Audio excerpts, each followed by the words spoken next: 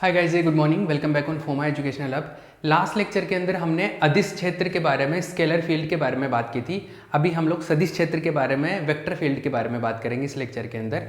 तो अपना जो टॉपिक है वो है वेक्टर फील्ड, सदिश क्षेत्र, वेक्टर फील्ड,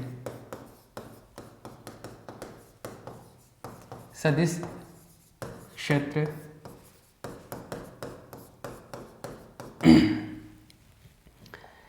तो देखिए, हमने सबसे पहले क्षेत्र के बारे में बताया था कि फील्ड क्या होता है, और हमने बोला था कि अगर कोऑर्डिनेट्स पे डिपेंड करता है, अगर कोई क्वांटिटी, कोई राशि का मान अगर निर्देश बिंदुओं पर निर्भर करता है, उसको हम बोलते हैं क्षेत्र, फील्ड बोलते हैं।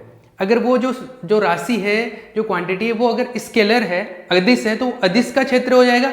और अगर वो सदिश है, वेक्टर क्वांटिटी है, तो वो वेक्टर का फील्ड हो जाएगा, वो वेक्टर फील्ड होगा। ठीक है, तो लिखिए, यदि आकाश में, आकाश मतलब सराउंडिंग स्पेस में, यदि आकाश में किसी सदिश क्षेत्र का मान, किसी सदिश राशि का मान, यदि आकाश में किसी सदिश राशि का मान, यदि आकाश में किसी सदिश राशि का मान, यदि आकाश में किसी सदिश राशि का मान, सदिश राशि का मान निर्देशांकों पर निर्भर करता है, निर्देशांकों पर निर्भर करता है, निर्देशांकों पर निर्भर करता है, तो वह आकाश उस सदिश राशि का, वह आकाश उस सदिश राशि का क्षेत्र कहलाता है, वह आकाश उस सदिश राशि का क्षेत्र कहलाता है। ठीक है, इंग्लिश में लिखिए,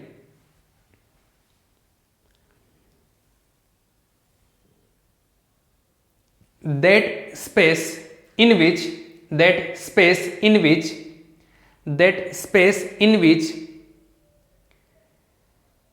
the value of a vector quantity, that space in which the value of a vector quantity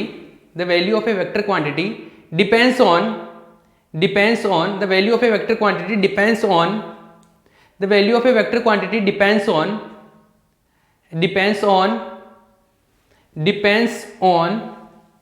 the coordinate points, then that space is called field of that vector quantity, ठीक है, क्लियर है? चलो भैया, ये है। तो अगर जिस हम लोग बात कर रहे हैं कि आसपास में, किसी पॉइंट के आसपास या कहीं पर भी अगर वेक्टर क्वांटिटी का वैल्यू डिपेंड कर रहा कोऑर्डिनेट्स पे, तो वो क्या होगा? वेक्टर क्वांटिटी का फील्ड होगा, सदिश राशि का क्षेत्र होगा। ठीक है, उदाहरण के तौर पर हम लोग एग्जांपल देख सकते हैं, जैसे विद्युत क्षेत्र, चुंबकीय क्षेत्र, इलेक्ट्रिक फील्ड, मैग्नेटिक फील्ड। तो उदाहरण लिख लो, आप एग्जाम्पल लिख लो, एग्जाम्पल्स लिख सकते हो आप। क्या? विद्युत क्षेत्र, इलेक्ट्रिक फील्ड, मैग्नेटिक फील्ड, चुंबकीय क्षेत्र, magnetic field, electric field, magnetic field. ठीक है, आगे बात करते हैं। आगे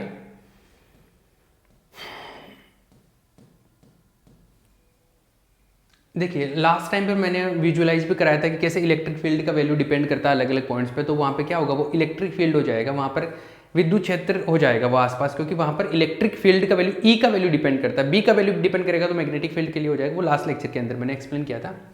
अब जो मेन बात है वो है कि इसको लिखा कैसे जाता है ना, और इसका जो बनाते हैं, मतलब डायग्राम बनाते हैं या इसका प्लॉट बनाते हैं, कर्व बनाते हैं, वो कैसे बनाते हैं। जैसे हमने अदिश क्षेत्र को कैसे पृष्ठों द्वारा बनाया था, सरफेस से, या हम लोग सरफेस से बनाते थे, इसको कैसे बनाते हैं उसके बारे में बात करते हैं।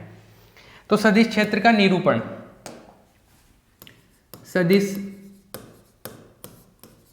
क्षेत्र का निरूपण, रिप्रेजेंटेशन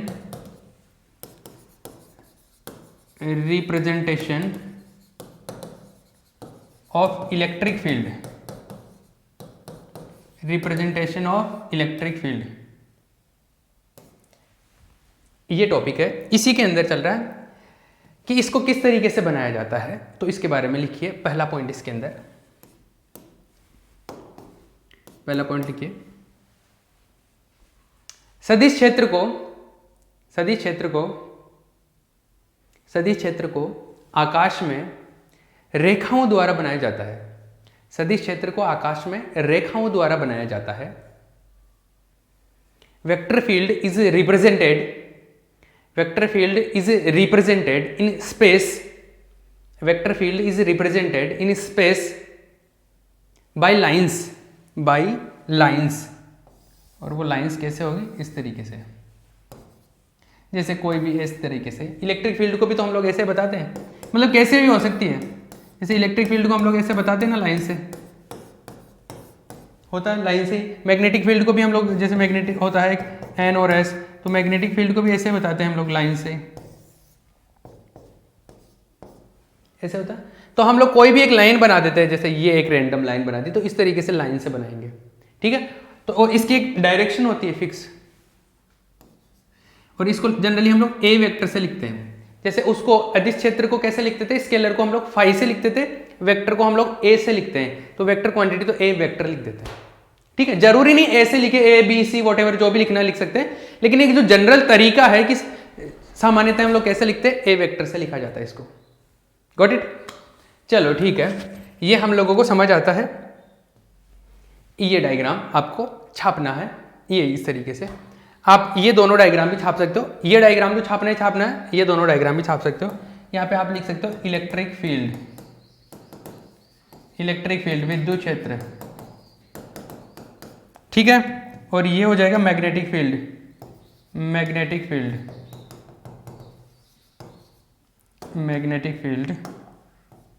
चुंबकीय क्षेत्र, ठीक है। ये छाप लो आप, ये पूरा छाप लो, ये डायग्राम और ये दोनों डायग्राम छाप लो पोज करके, ठीक है। आगे चलते हैं। अब देखो बात ऐसे आई, सदिश क्षेत्र है, मतलब इस वेक्टर क्वांटिटी है, तो वेक्टर क्वांटिटी है तो उसकी डायरेक्शन कैसे डिसाइड करोगे आप, उसकी दिशा के बारे में कैसे बताओगे। तो दिशा के बारे में जैसे मान लो कि मुझे ये पता करना है कि इस पॉइंट पे मैग्नेटिक फील्ड की डायरेक्शन क्या है, इस बिंदु पर चुंबकीय क्षेत्र की दिशा बताइए। तो चुंबकीय क्षेत्र की दिशा बतानी है तो हम लोग क्या करते हैं, यहां पर एक स्पर्श रेखा खींच देते हैं, एक टेंजेंट बना देते हैं। तो इस तरफ जो टेंजेंट होगा, टेंजेंट की डायरेक्शन में होगा। जैसे यहां पर मैग्नेटिक फील्ड की डायरेक्शन निकालनी है तो कैसे निकालोगे, यहां पर एक स्पर्श रेखा बना दो, यहां पर एक टेंजेंट बना दो। तो किसी भी पॉइंट पर अगर आपको डायरेक्शन पता करनी है सदिश क्षेत्र की, किसी रेखा पर, किसी भी पॉइंट पे, तो वहां पर क्या बना दो, कि स्पर्श रेखा बना दो। तो स्पर्श रेखा की जो दिशा होगी, टेंजेंट की जो डायरेक्शन होगी, वो उस वेक्टर क्वांटिटी की उस पॉइंट पे डायरेक्शन होगी। क्योंकि देखो अलग अलग पॉइंट पे अलग अलग डायरेक्शन हो सकती है मैग्नेटिक फील्ड की। तो जिस पॉइंट पे जो स्पर्श रेखा बनाओगे, जो टेंजेंट बनाओगे, टेंजेंट की जो डायरेक्शन है वो डायरेक्शन होगी उस पर्टिकुलर पॉइंट पे उस वेक्टर फील्ड की, सदिश क्षेत्र की, ठीक है। तो लिखो इसमें नेक्स्ट पॉइंट लिखो, आप नेक्स्ट पॉइंट लिखो, किसी भी बिंदु पर सदिश क्षेत्र की दिशा, किसी भी बिंदु पर सदिश क्षेत्र की दिशा ज्ञात करने के लिए, किसी भी बिंदु पर सदिश क्षेत्र की दिशा ज्ञात करने के लिए, उस बिंदु पर, किसी भी बिंदु पर सदिश क्षेत्र की दिशा ज्ञात करने के लिए उस बिंदु पर एक स्पर्श रेखा बनाते हैं, उस बिंदु पर स्पर्श रेखा बनाते हैं, उस बिंदु पर स्पर्श रेखा बनाते हैं। स्पर्श रेखा की दिशा, स्पर्श रेखा की दिशा सदिश क्षेत्र की दिशा को प्रदर्शित करती है। स्पर्श रेखा की दिशा सदिश क्षेत्र की दिशा को प्रदर्शित करेगी या करती है। स्पर्श रेखा की दिशा सदिश क्षेत्र की दिशा को प्रदर्शित करेगी।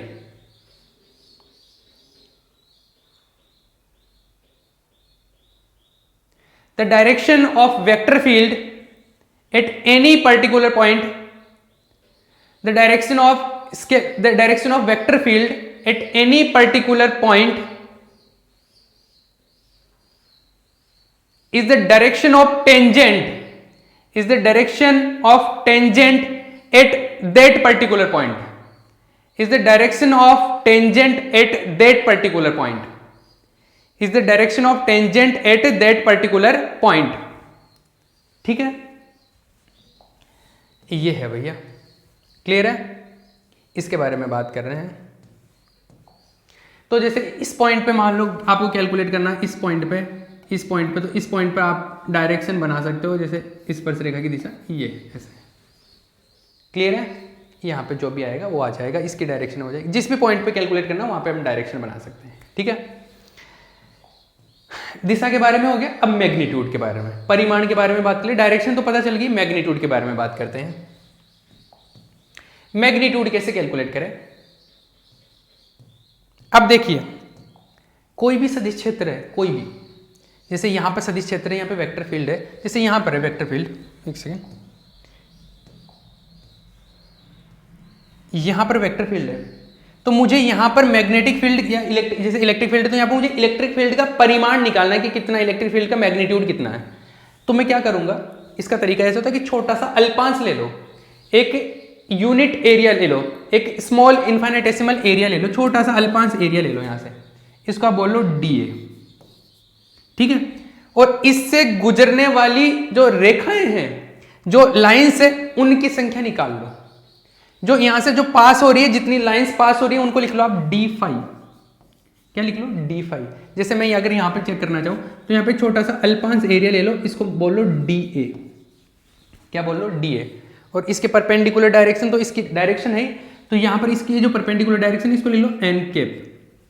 तो ये एरिया से परपेंडिकुलर, मतलब एरिया की जो डायरेक्शन है वो है एक्चुअल में इस जो ये बनाया है मैंने एक छोटा सा अल्पांश, इससे गुजरने वाली संख्या मान लो D5 है और इसके परपेंडिकुलर डायरेक्शन वो n कैप है। तो जो परिमाण है सदिश क्षेत्र का वो कैसे निकालते हैं वो देखिए। सदिश क्षेत्र का परिमाण ये डायग्राम में ये बना लेना जो मैंने बनाया अभी, ठीक है, क्लियर कर लोगे ना। तो सदिश क्षेत्र का परिमाण देखो, magnitude, magnitude of field, vector field, magnitude of vector field, सदिश क्षेत्र का परिमाण, सदिश क्षेत्र का परिमाण, सदिश क्षेत्र का परिमाण, इसी में चल रहा है वो नेक्स्ट पॉइंट है ये। तो लिखो इसकी डेफिनेशन किस तरह, इसको बनाया कैसे गया उसके बारे में बात करते हैं। लिखो, सदिश क्षेत्र में प्रति एकांक क्षेत्रफल, सदिश क्षेत्र में प्रति एकांक क्षेत्रफल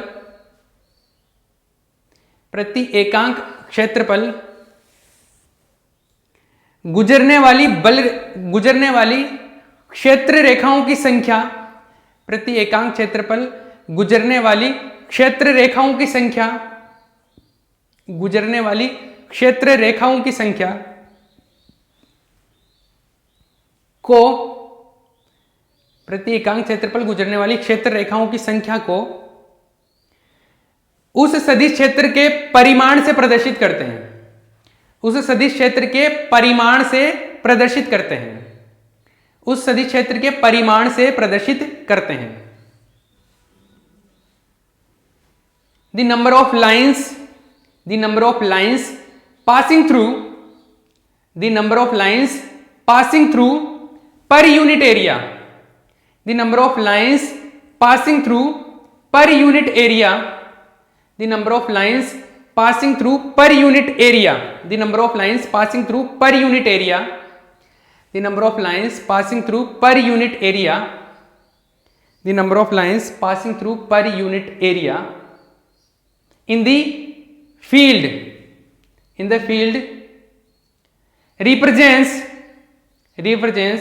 the magnitude of that vector field, represents the magnitude of that vector field।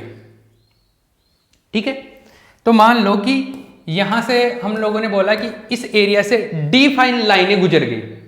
कितनी लाइंस पास हो रही है यहां से? D5। कितने एरिया से? DA से। तो DA क्षेत्रफल से गुजरने वाली सदिश क्षेत्र की रेखाओं की संख्या, की रेखाओं की संख्या, सदिश क्षेत्र की रेखाओं की संख्या कितनी है? d5 है। Number of lines passing through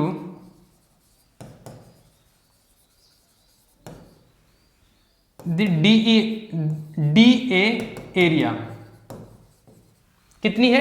d5 लाइनें गुजर गई। तो पर यूनिट एरिया से कितनी गुजर रही है? पर यूनिट एरिया से प्रति एकांक क्षेत्रफल से गुजरने वाली रेखाओं की संख्या,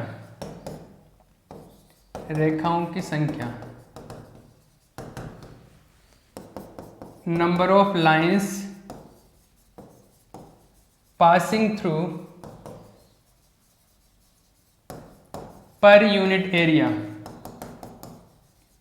प्रति एकांक क्षेत्रफल से गुजरने वाली लाइनों की अगर बात करें तो ऐसा है कि d5 लाइनें गुजर रही है DA से, तो प्रति एकांक क्षेत्रफल से ये होगी, एरिया से डिवाइड कर दिया। ये हो गया पर यूनिट एरिया से कि प्रति एकांक क्षेत्रफल से कितनी लाइनें पास होगी, वो हो गया ये। और इसको बोलते हैं वेक्टर का मैग्नीट्यूड, परिमाण बोलते हैं इसको, वेक्टर का मैग्नीट्यूड ये है, ये परिमाण आ गया, ये है परिमाण, मैग्नीट्यूड। ठीक है, अब मुझे पूरा वेक्टर कैलकुलेट करना है, तो देखिए ए वेक्टर क्या होगा? परिमाण होगा, मैग्नीट्यूड होगा, और डायरेक्शन हो गया एन कैप, क्योंकि एन कैप क्या होता है? स्पर्श रेखा की दिशा, और स्पर्श रेखा की जो डायरेक्शन होती है, डायरेक्शन ऑफ टेंजेंट, वो उस वेक्टर की डायरेक्शन होगी उस पर्टिकुलर पॉइंट पे। तो उस पर्टिकुलर पॉइंट पे एन कैप डायरेक्शन ली थी हमने, तो ये मैग्नीट्यूड, परिमाण, और ये दिशा, डायरेक्शन। ठीक है, तो ये ए वेक्टर आ गया। तो ए वेक्टर देखिए, ए वेक्टर क्या आएगा? इसका मैग्नीट्यूड रख दो d5/DA इंटू एन कैप। आई बात समझ? ये मिल गया अपने को। आगे चले, इसको कर दो आप इक्वेशन नंबर 1। क्लियर? आगे चलते हैं।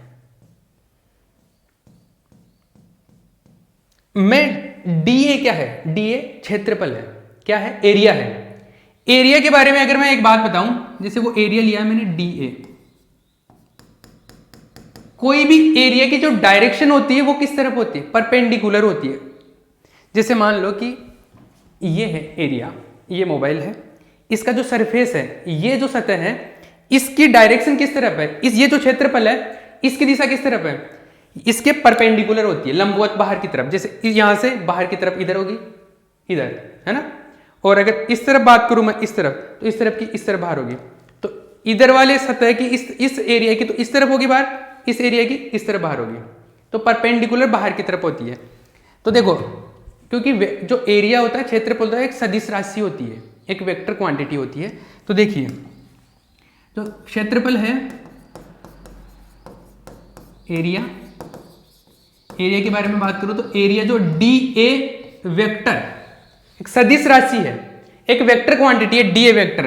तो ये क्या क्या आएगा? इसका एक तो मैग्नीट्यूड, इसका परिमाण तो हम लोग ऐसे लिख लेते हैं DA, और इसकी डायरेक्शन परपेंडिकुलर बाहर की तरफ होती है। तो हम लोगों ने DA के परपेंडिकुलर जो डायरेक्शन ली है वो एन कैप ली है। इसका मतलब एरिया के लंबवत है एन कैप, एरिया के परपेंडिकुलर है एन कैप। इसका मतलब एरिया की डायरेक्शन भी क्या है? एन कैप है। तो इसका मैग्नीट्यूड, परिमाण तो ये हो गया, इसकी डायरेक्शन एन कैप। किसी वेक्टर क्वांटिटी को ऐसे तो लिखते हैं, मैग्नीट्यूड और डायरेक्शन।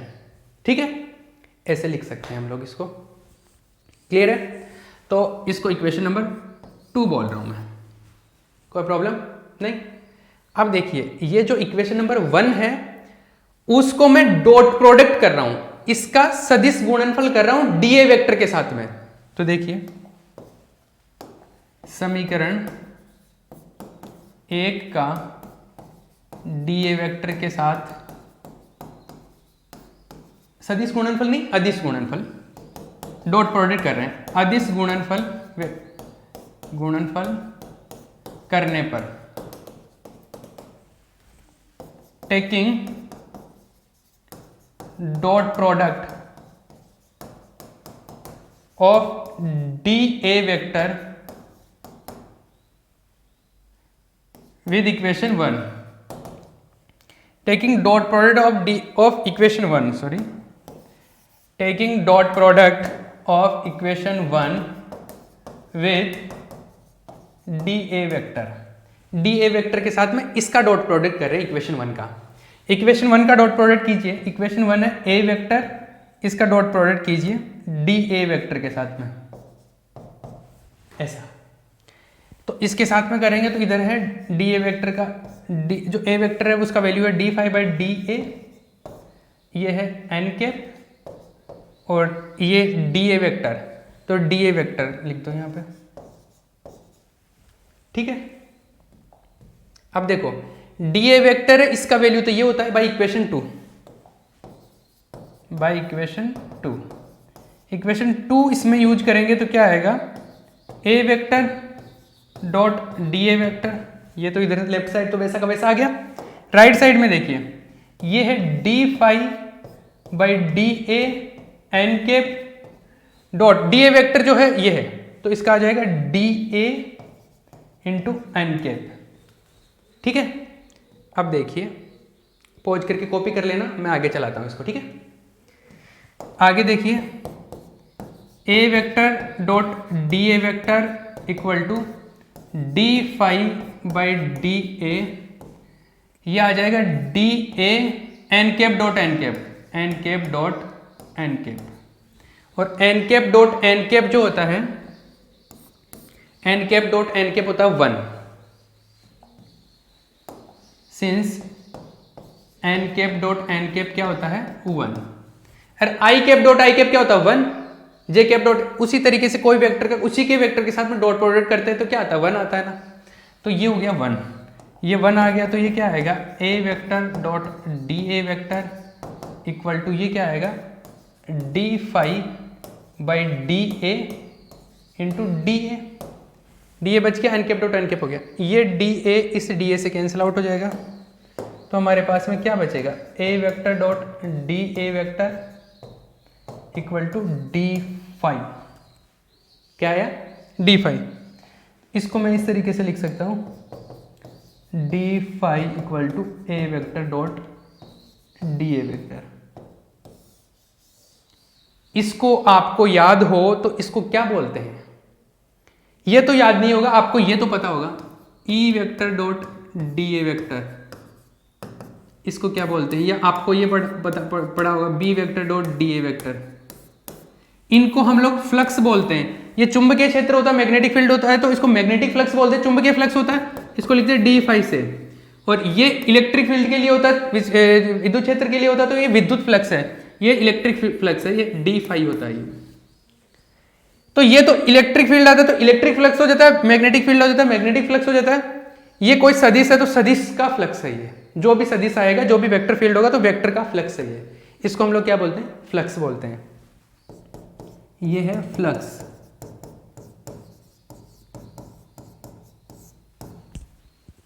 आगे बात समझ क्लियर है।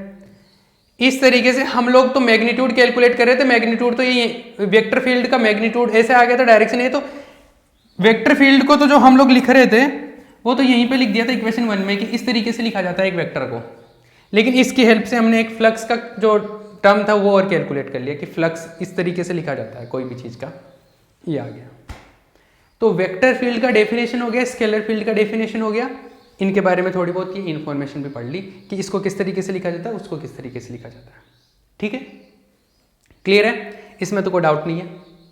हाँ देखो अगर मान लो एग्जाम में देखो क्वेश्चन किसी भी तरीके से आ सकता है, वैसे तो ये सिंपल जो मैंने बताया इस तरीके से आ सकता है, जैसे मान लो आपको कंपैरिजन पूछ ले, तुलना पूछ ले कि सदिश क्षेत्र और अदिश क्षेत्र की तुलना करो, कंपैरिजन करो स्केलर फील्ड वेक्टर फील्ड का, तो कंपैरिजन में आप खुद सोच सकते हो कि स्केलर फील्ड सदिश अदिश क्षेत्र होता है उसकी तो डायरेक्शन नहीं होती, इसमें डायरेक्शन भी होता है और मैग्नीट्यूड दोनों होते हैं, इसमें केवल मैग्नीट्यूड होता है, अदिश क्षेत्र में केवल परिमाण होता है, इसमें दिशा और परिमाण दोनों होते हैं। अदिश क्षेत्र को हम लोग कैसे रिप्रेजेंट करते हैं, कैसे बनाते हैं, पृष्ठों द्वारा, सरफेस से बनाते हैं, इसको लाइन से बनाते हैं, लाइन से, इसको लाइन से बनाते हैं, ठीक है। और ये इस तरीके से हम लोग चीज़ों को अलग अलग तरीके से, कुछ अगर एग्जाम्पल देने हो तो इसके कुछ एग्जाम्पल दे दो, इसके कुछ एग्जाम्पल, इस तरीके से हम लोग कंपेरिजन भी कर सकते हैं, तुलना कर सकते हैं। ठीक है, ये हो गया वेक्टर फील्ड के बारे में इंफॉर्मेशन हो गई, ये क्लियर है। ओके भैया, नेक्स्ट लेक्चर के अंदर हम लोग कुछ और पढ़ेंगे। ठीक है।